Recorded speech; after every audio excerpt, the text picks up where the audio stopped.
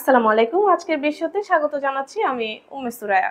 ভেনেজুয়েলাকে ঘিরে যুক্তরাষ্ট্রের সামরিক তৎপরতা গত কয়েক সপ্তাহে এতটাই বেড়েছে যে অনেক বিশ্লেষক এখন আশঙ্কা করছেন ইরাক যুদ্ধের মতো কোনো বড় সামরিক অভিযান কি এবার ভেনেজুয়েলাতেও শুরু হতে যাচ্ছে। যুক্তরাষ্ট্র দাবি করছে তারা ভেনেজুয়েলা থেকে মাদক পাচার বন্ধ করতে মাদক বিরোধী অভিযান পরিচালনা করছে, কিন্তু বাস্তবে দেখা যাচ্ছে ভেনেজুয়েলার আশেপাশে মার্কিন সৈন্য ও যুদ্ধ জাহাজের উপস্থিতি নাটকীয়ভাবেই বেড়ে চলেছে। পরিস্থিতি এতটাই উত্তেজনাপূর্ণ হয়ে উঠেছে যে মার্কিন বিমান চলাচল কর্তৃপক্ষ বেসামরিক ফ্লাইটগুলোকে ভেনেজুয়েলার আকাশ সীমায় উঠতে সতর্ক করে দিয়েছে। এই ঘটনাগুলোর মাঝেই শনিবার মার্কিন প্রেসিডেন্ট ডোনাল্ড ট্রাম্প ঘোষণা দেন ভেনেজুয়েলার আকাশ সীমা পুরোপুরি বন্ধ বলে ধরে নিতে হবে। তার এই নির্দেশের পরেই অনেকে মনে করছেন যুক্তরাষ্ট্র ভেনেজুয়েলায় বড় ধরনের সামরিক অভিযান শুরু করতে পারে। এদিকে কাতার ভিত্তিক আল জাজিরার লাতিন আমেরিকার সম্পাদক লুসিয়া নিউম্যান বলেন, প্রেসিডেন্ট মাদুরো আগেই অভিযোগ করেছিলেন যে যুক্তরাষ্ট্র ভেনেজুয়েলায় হস্তক্ষেপ করতে নানা অজুহাত তৈরি করছে। ট্রাম্প আকাশসীমা বন্ধ ঘোষণা করার কয়েক ঘন্টা আগেই মাদুরো ওই মন্তব্য করেছিলেন। ট্রাম্প প্রশাসন শুধু চাপই বাড়াচ্ছে না, একই সঙ্গে মাদুরোর সঙ্গে জোরালো আলোচনার চেষ্টা চলছে বলেও বিভিন্ন সূত্র জানিয়েছে। যদিও এই কথোপকথন আনুষ্ঠানিকভাবে কেউ নিশ্চিত করেনি, ধারণা করা হচ্ছে দুই নেতার সম্ভাব্য বৈঠক নিয়েও আলোচনা হয়েছে। গত সোমবার ট্রাম্প সোলিস কার্টেল নামে ভেনেজুয়েলার একটি সংগঠনকে মাদক সন্ত্রাসী গোষ্ঠী হিসেবে ঘোষণা করেছেন। তার দাবি এই সংগঠনটি মাদুরোর নেতৃত্বে পরিচালিত। এরপর হোয়াইট হাউস জানায় এখন থেকে ক্যারিবীয় অঞ্চলে শুধু সমুদ্র নয়, স্থলপথেও মাদক বিরোধী অভিযান পরিচালিত হবে। এতে স্পষ্টতই যুদ্ধ বিষয়ক ইঙ্গিত রয়েছে বলে মনে করছেন বিশেষজ্ঞরা। যুক্তরাষ্ট্রের সাবেক রাষ্ট্রদূত ও অধ্যাপক চার্লস স্যামুয়েল শাপিরো বলছেন, ট্রাম্প মূলত মাদুরোর উপর চাপ বাড়িয়ে তাকে ক্ষমতা ছাড়তে বাধ্য করতে চাইছেন। তিনি বলেন, ট্রাম্পের শেষ লক্ষ্য কি তা পরিষ্কার নয়, তবে উদ্দেশ্য মাদুরোকেই সরানো। এখন প্রশ্ন উঠেছে, যুক্তরাষ্ট্র কি ইরাকের মতো ভেনেজুয়েলাতেও একই কৌশল নিচ্ছে? আল জাজিরা প্রতিবেদনে বলা হয়েছে, ট্রাম্পের আকাশ সীমা বন্ধ ঘোষণা ইরাক যুদ্ধের আগের পরিস্থিতির কথা মনে করিয়ে দেয়। তখনও আকাশ সীমা নিয়ন্ত্রণ করে মার্কিন যুদ্ধবিমান ইরাককে চারদিক থেকে চাপের মধ্যে রেখেছিল। বর্তমানে ক্যারিবীয় অঞ্চলে যুক্তরাষ্ট্রের বিশাল সামরিক বাহিনী অবস্থান করছে। আগস্ট থেকে এখন পর্যন্ত 10,000-এর বেশি মার্কিন সৈন্য সেখানে মোতায়েন করা হয়েছে, যা কয়েক দশকের মধ্যে ওই অঞ্চলের সবচেয়ে বড় মোতায়েন। বিশ্বের সবচেয়ে বড় বিমানবাহী রণতরী ইউএসএস জেরাল্ড আর ফোর্ডও এখন দক্ষিণ ক্যারিবীয় এলাকায় অবস্থান করছে, যার এয়ার উইং এ রয়েছে 75টিরও বেশি যুদ্ধবিমান। অন্যদিকে ভেনেজুয়েলাও প্রস্তুতি নিচ্ছে। মাদুরো দেশটির সামরিক বাহিনীকে সর্বোচ্চ সতর্কতায় থাকতে বলেছেন। তারা হাজার হাজার সৈন্য মোতায়েন করছে এবং রাশিয়ার তৈরি প্রায় 5,000 ক্ষেপণাস্ত্র প্রস্তুত রেখেছে। ওয়াশিংটন এখনো বলছে তাদের উদ্দেশ্য শুধু মাদক পাচার দমন করা, কিন্তু ভেনেজুয়েলা বলছে যুক্তরাষ্ট্রের আসল লক্ষ্য তাদের সরকার পরিবর্তন করা। সেপ্টেম্বর থেকে এখন পর্যন্ত যুক্তরাষ্ট্র ভেনেজুয়েলার কথিত মাদকবাহী 20টিরও বেশি নৌযানে হামলা চালিয়েছে, যাতে 80 জনের বেশি নিহত হয়। তবে এই নৌযানগুলো সত্যিই মাদকবাহী ছিল এমন প্রমাণ প্রকাশ করেনি যুক্তরাষ্ট্র।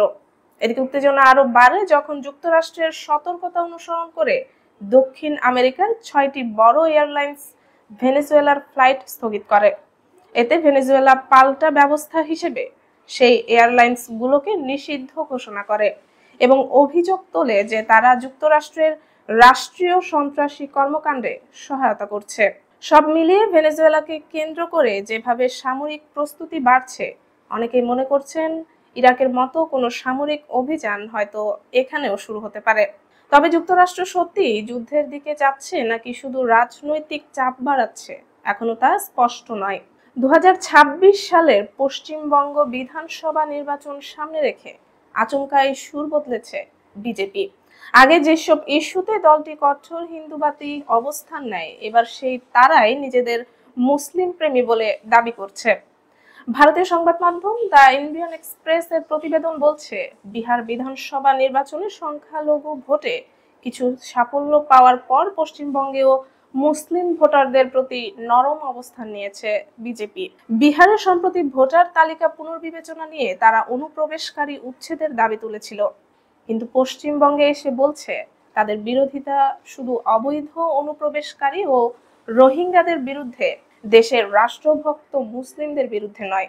বিজেপির একটি শীর্ষ সূত্র জানায়, বিহারে মুসলিম ভোট পেয়েছে বিজেপি, তাই পশ্চিমবঙ্গেও একই কৌশল কাজে লাগানো সম্ভব বলে মনে করছে দলটি।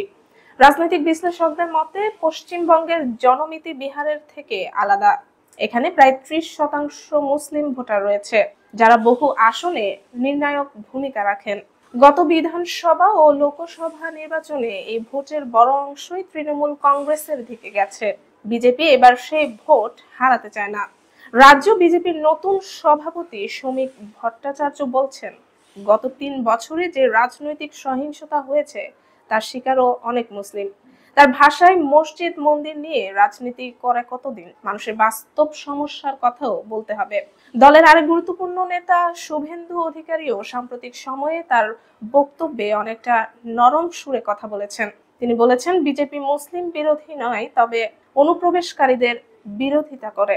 তবে বিজেপির এই হঠাৎ সুর বদলকে ভালোভাবে নেয়নি অন্য দলগুলো। সিপিএম এর মোহাম্মদ সেলিম বলেছেন, রাষ্ট্রভক্তকে এটা কি বিজেপি ঠিক করবে? তৃণমূলের মুখপাত্র জয়প্রকাশ মজুমদার অভিযোগ করেন, আগে হিন্দু মুসলিম ভাগ করেছে, এবার মুসলিমদেরও ভাগ করছে। রাষ্ট্রভক্ত ও অরাষ্ট্রভক্ত সব মিলিয়ে 2026 সালের ভোটকে সামনে রেখে বিজেপি পশ্চিমবঙ্গের নতুন কৌশলে নেমেছে, মুসলিম ভোটারদের কাছে টানা। কিন্তু এই কৌশল আদৌ কতটা সফল হবে তা এখনই বলা যাচ্ছে না। শেষ কথা বলবে ভোটাররাই।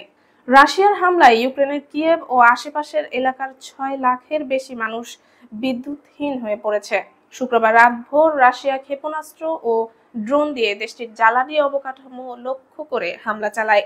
এতে 3 জন নিহত ও বহু মানুষ আহত হয়েছেন। হামলায় কিয়েভের বিভিন্ন আবাসিক ভবনও ক্ষতিগ্রস্ত হয়েছে। জরুরি উদ্ধারকর্মীরা আগুনে ধরা ফ্ল্যাটগুলোতে তৎপর ছিলেন। কিয়েভের মেয়র জানিয়েছেন, হামলায় 29 জন আহত হয়েছেন, যাদের মধ্যে 13 বছরের একটি শিশুও রয়েছে। ইউক্রেনের বিমান বাহিনী জানিয়েছে তারা 558টি ড্রোন ও 19টি রুশ ক্ষেপণাস্ত্র ভূপাতিত করেছে। ডিটেক এনার্জি কোম্পানি জানিয়েছে, ক্ষতিগ্রস্ত পরিবারের মধ্যে 3,60,000-এর বেশি পরিবারের বিদ্যুৎ সংযোগ পুনঃস্থাপন করা হয়েছে। শীতের আগেই এই হামলা ইউক্রেনের নাগরিকদের জন্য বড় চ্যালেঞ্জ সৃষ্টি করেছে। অস্ট্রেলিয়ার প্রধানমন্ত্রী অ্যান্থনি আলবানিজ 62 বছর বয়সে বিয়ে করলেন তার দীর্ঘদিনের সঙ্গী জোডি হেডেনকে। শনিবার ক্যানবেরা লজে পরিবার ও ঘনিষ্ঠ বন্ধুদের উপস্থিতিতে তাদের বিয়ের অনুষ্ঠান হয়। বিয়ের তারিখ ও আয়োজন আগে থেকেই গোপন রাখা হয়। গত বছর ভ্যালেন্টাইন্স ডেতে জোডিকে প্রপোজ করেছিলেন অ্যান্থনি। এরপর থেকেই দুজনের বিয়ে নিয়ে আলোচনা তৈরি হয়, তবে তারা খুব সাধারণ ও ছোট পরিসরে অনুষ্ঠান করার সিদ্ধান্ত নেন। অ্যান্থনি আলবানিজ অস্ট্রেলিয়ার ইতিহাসে একমাত্র ব্যক্তি যিনি প্রধানমন্ত্রী থাকা অবস্থায় বিয়ে করলেন। এক বিবৃতিতে তিনি বলেন, পরিবারের সামনে একে অপরের প্রতি আজীবন ভালোবাসা ও অঙ্গীকার প্রকাশ করতে পারায় তারা খুবই আনন্দিত। জোডি হেডেন গত কয়েক বছর ধরেই অ্যান্থনির বিভিন্ন অনুষ্ঠানে নিয়মিত দেখা গেছে। 2022 সালের নির্বাচনে অ্যান্থনির লেবার পার্টি যখন বিপুল ভোটে জয় পায়, তখনও জোডির উপস্থিতি ছিল চোখে পড়ার মতো। বিয়েতেও ছিল কিছু বিশেষ মুহূর্ত। জোডি পরেছিলেন সিডনির জনপ্রিয় ডিজাইনার ব্র্যান্ড রোমান্স ওয়াজ বর্নের পোশাক। Anthony পরেছিলেন MJ. বেলের স্যুট। এমনকি তাদের পোশাক কুকুরটাও বিয়ের আংটি বহনকারী হিসেবে অংশ নেয়। অতিথিদের বিশেষ ক্যানজাত বিয়ার পরিবেশন করা হয়। ভারতের রাজস্থান রাজ্যের চিতোরগড়ের ফল ব্যবসায়ী কানাইলাল খাটিক বর্তমানে 3.5 কেজি সোনার গয়না পরেন। তার সোনার প্রতি আগ্রহ এবং পরিচিতি দেখে স্থানীয়রা তাকে গোল্ড ম্যান এবং বাপ্পি লাহিড়ী নামে ডাকেন। সম্প্রতি খাটিকের কাছে ফোন এবং হোয়াটসঅ্যাপ কলের মাধ্যমে চাঁদা দাবি করা হয়েছে। ফোনে ভয়েস দেওয়া ব্যক্তি 5 কোটি টাকা দাবি করছেন এবং সতর্ক করেছেন, চাঁদা না দিলে তিনি সোনা পরার মতো অবস্থায়ও আর থাকবেন না। চিতোরগড়ের কোতোয়ালি থানায় আনুষ্ঠানিক অভিযোগ দায়ের করা হয়েছে। খাটিক আগে হাতে টানা ভ্যানে সবজি বিক্রি করতেন। আপেলের ব্যবসা শুরু হওয়ার পর তার ভাগ্য বদলেছে। আর ধীরে ধীরে তিনি সোনার প্রতি আকৃষ্ট হয়ে উঠেছেন। চাঁদা দাবি করা ব্যক্তির সাথে সংশ্লিষ্ট সন্দেহভাজন গ্যাংস্টার রোহিত গোদারা বর্তমানে কানাডায় অবস্থান করছেন বলে ধারণা করা হয়। ভারতের বিভিন্ন থানায় তার বিরুদ্ধে 32টিরও বেশি মামলা আছে। তিনি রাজস্থানের ব্যবসায়ীদের কাছে চাঁদাবাজি করতেন এবং এক বড় বাহিনী চালাতেন। গোদারা পাঞ্জাবের চাঞ্চল্যকর হত্যাকাণ্ডেও জড়িত সন্দেহভাজন। 2022 সালে তিনি জাল পাসপোর্ট ব্যবহার করে নয়াদিল্লি থেকে দুবাই পালিয়ে যান। তার বিরুদ্ধে ইন্টারপোল রেড নোটিশ জারি করা আছে। বর্তমানে পুলিশ বিষয়টি অনুসন্ধান করছে এবং খাটিকের নিরাপত্তার ব্যবস্থাও নেওয়া হয়েছে। আজকে বিশ্ব এখানেই শেষ করছি। আপডেট সংবাদ পেতে সাবস্ক্রাইব করুন বিডি আউটলুক।